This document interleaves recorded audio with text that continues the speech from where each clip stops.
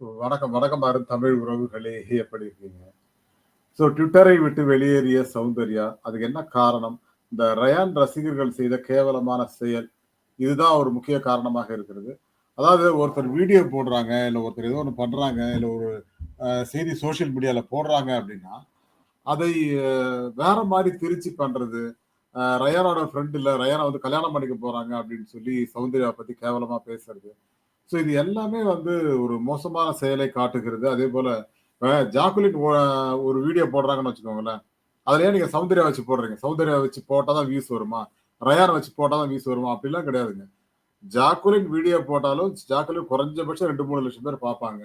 இவங்க எல்லாரும் வந்து சேர்ந்து ஒரு வீடியோ போடும்போது, அது 10 லட்சம் பேர், 5 லட்சம் பேர் பார்க்கறது கூட வாய்ப்பு இருக்கிறது. ஏன்னா, எல்லாருக்கும் ஒரு ஃபேன் பேஸ் இருக்கத்தான் செய்கிறது. இப்ப நான் இருக்கேன் அப்படின்னா, ஜாக்குலின்காக பார்க்கிறனோ இல்லையோ, சௌந்தர்யாக்காக அந்த வீடியோ பார்ப்பேன் இல்லையா? அந்த மாதிரி தான் அந்த இத எடுத்துக்கணுமே தவிர, எல்லாவற்றையும்